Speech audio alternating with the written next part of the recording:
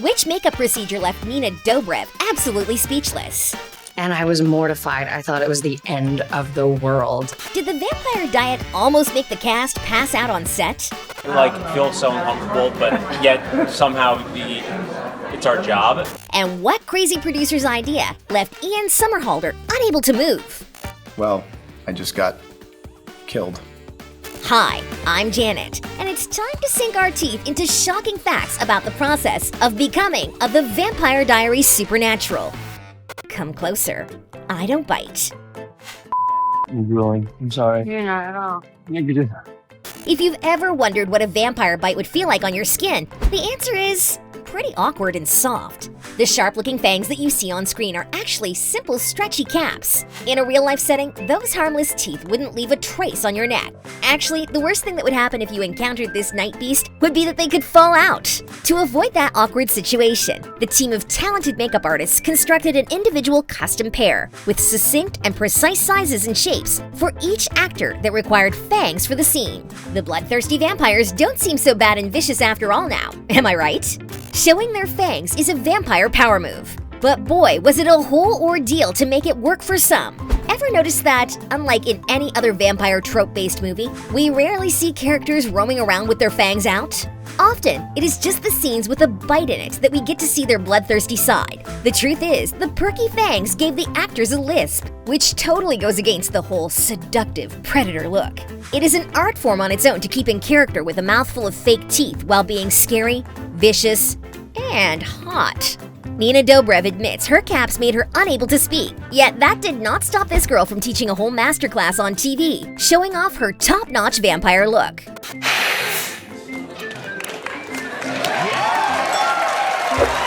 Wounds and more gore.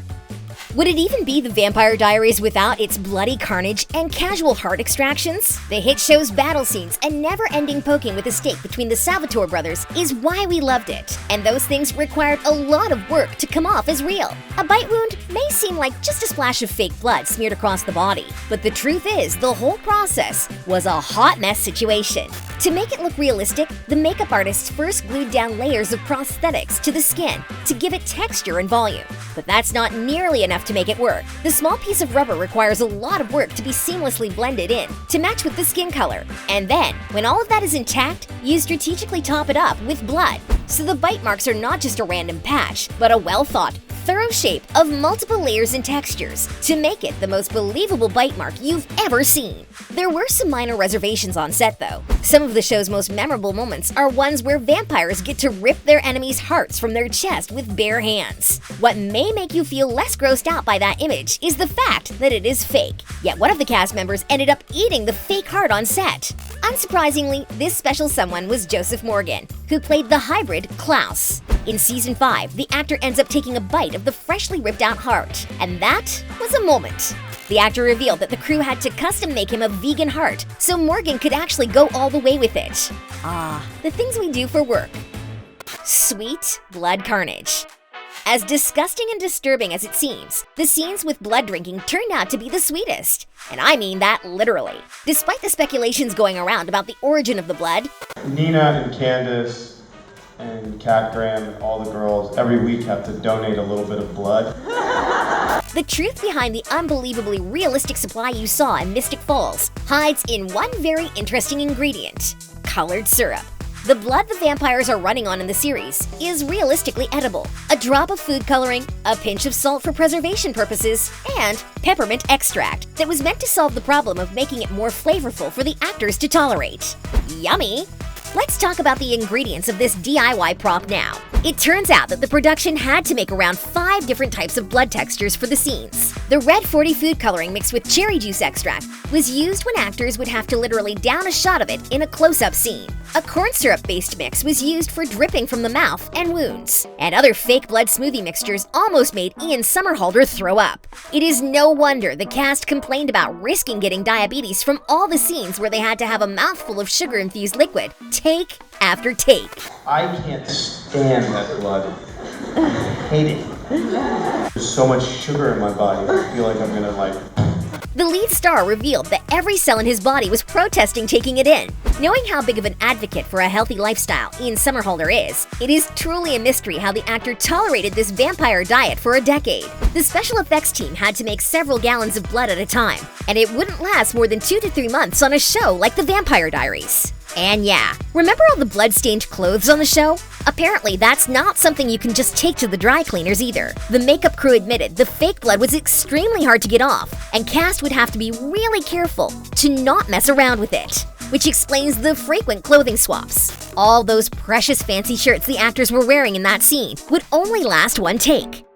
Vicious vampires and veins. Now it's time to talk about the actual game changer in the show, the signature angry and hungry vampire eyes. Let's pay due respect to the haunting red contact lenses the cast had to put up with for our visual pleasure.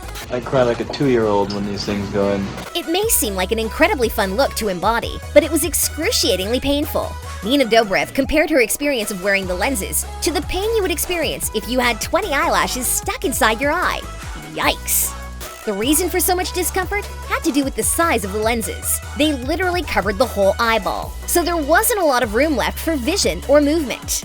Meanwhile, the scary protruding veins were the magic of the CGI experts, who had to endure a lot of hassle to achieve the final product. The actual look the vampires in the show had behind the scenes was just a splash of black ink dots around their eyes. None of it could have come to life without the incredibly talented artists who actually gave it character. The digital makeup had its own personality and evolved a lot since the first episodes.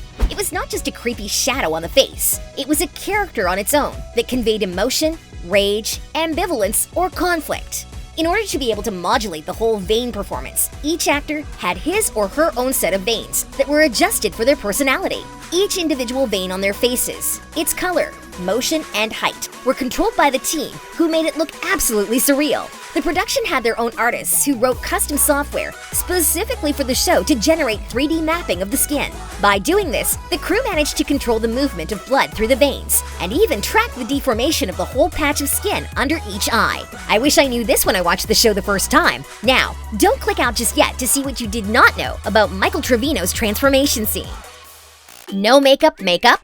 Whether you like it or not, joining the show would have required you to adopt a new beauty routine. Clean, nude face, hair, and polish-free nails was the secret to preset preparation. Have you ever noticed you can barely see Nina Dobrev with nail polish on outside of her scenes? The reason is simple. The actress was prohibited from doing anything to her skin, hair, or nails that would affect her character's appearance. And yes, there were nail approvals on set. Since the portrayal of Elena, or Catherine, would take a solid couple of months, and more than 10 hours of Nina's day, the actress had no choice but to live a makeup and nail polish-free life for the whole time they were shooting the series. A small trade-off for fame, am I right?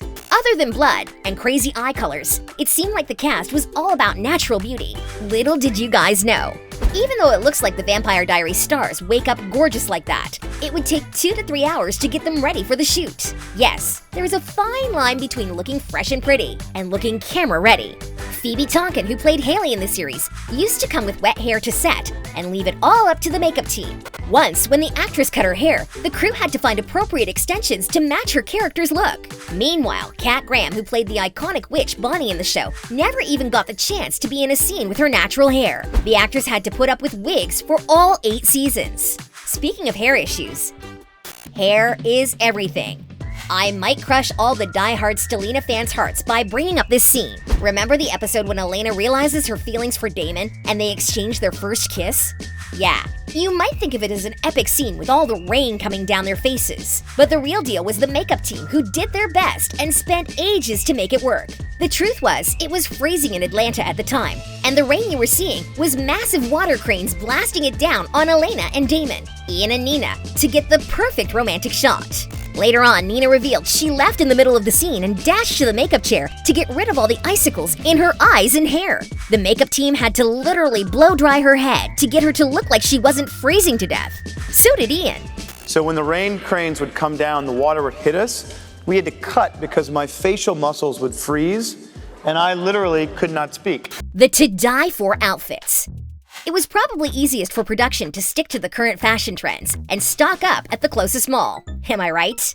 Not in the case of the Vampire Diaries, where a third of the episodes had flashbacks to centuries ago. The work of the costume designers was more than words can describe. Not only did the designers research references from the 1800s, but they also picked the most sought-out colors of the time to make the gowns out of. Some of the dresses that you see are custom-made from scratch. The lace and fabrics were tailored to make unique statement pieces, but also to help transport the viewers into a wholly different time era. Vintage gloves, masquerade masks, boots, all these were authentic replicas worth thousands of dollars. Although acting at a night like that was an issue for Nina, who kept tumbling down. Michael Trevino, aka Tyler, did not even get to experience any of the beauty. While the rest of the cast was going through a nightmare of dealing with the weight of period drama gowns, Trevino was mentally preparing for his werewolf transformation scene. The actor had nothing but chains on him as he lay on the floor. It was an extremely exhausting process that took hours to finish.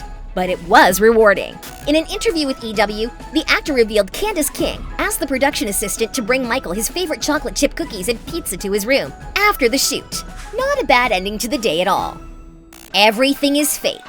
Despite production striving to be as authentic as possible, some things just have to be fake for the sake of the look and to ensure a smoothly run scene. Even the steamy close-ups when somebody comes out of the shower, and let's be honest, that's quite a frequent occurrence in the series, was the result of coconut oil being smeared on the cast members' bodies. Now, every time you rewatch that kind of episode, think about how sticky and greasy the actor actually feels in that moment. Comment below if you miss the Vampire Diaries as much as we do. Like the video if you enjoyed it, and as always, thanks for watching.